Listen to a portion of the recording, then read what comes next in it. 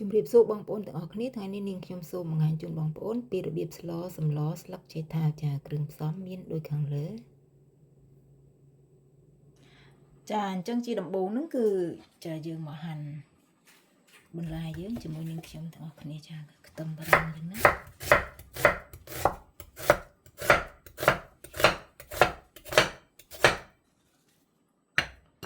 ចាមកបន្តិចគឺដើមខ្ទឹមធំយើងកាត់វាជាពីរចឹងទៅហើយហាន់វា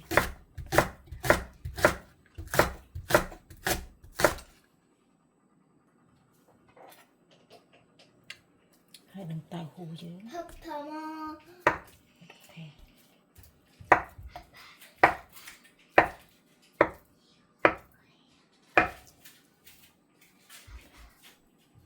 ចា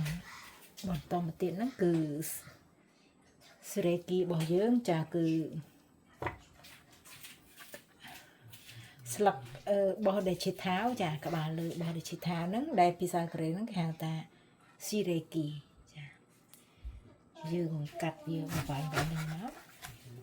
ចាពេលដែលទទួលទានហ្នឹងគឺងាយស្រួលចាខ្លីៗចាអញ្ចឹងយើងចាប់ដើមច្បល់គ្រឿងជាមួយនឹងខ្ញុំគឺជាដំបូងហ្នឹងគឺនឹងខ្ញុំដាក់ខ្ទឹមចិញ្ច្រាំចំនួន2ស្លាបព្រាបាយសៀងកូរ៉េចាហើយនឹងទឹកម្ទេសខាប់របស់កូរ៉េដាក់ទៅដើម្បីឲ្យសម្លយើងហ្នឹងវាមានពណ៌ឡើងក្រហមស្អាតចាយើងច្បល់វាសព្វណា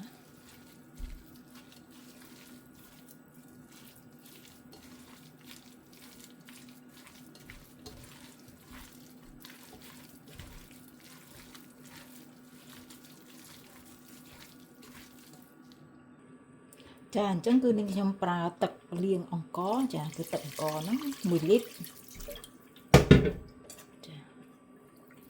ចាបងប្អូនដាក់ឲ្យវាស្មើទឹកស្មើការអញ្ចឹងណា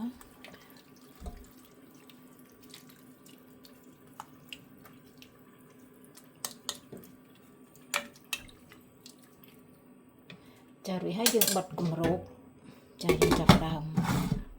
បិទគម្របឲ្យបើកហ្គាសចាអញ្ចឹងពេលដែលវាពុះបែបនេះហើយគឺចាយើងបងត្រីក្រៀមយើងចូលចាត្រីក្រៀមហ្នឹងគឺយើងកាត់ក្បាលហើយនឹងហូតអាចចេញឲ្យស្អាតទៅមកចាយើងដាក់វាចូល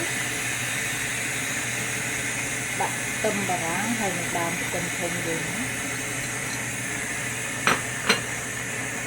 ដាក់វាចូលមកវាចឹងណា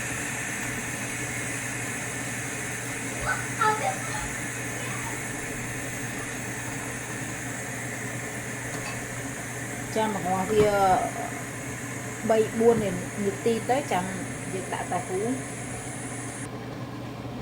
ចាំឃើញថាវាពុះខ្ជូលបែបហ្នឹងហើយគឺយើងបង់តៅហ៊ូចាដាក់តៅហ៊ូយើងចូលទៅរួចជាការស្រេច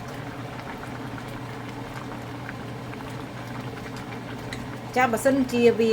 អត់សូវជាមានរសជាតិដិតទេបងប្អូនអាចដាក់ម្សៅស៊ុប1កូនស្លាបព្រាកាហ្វេចូលបានចាហ្នឹងគឺរសជាតិវាគឺមុតឆ្ងាញ់តែម្ដង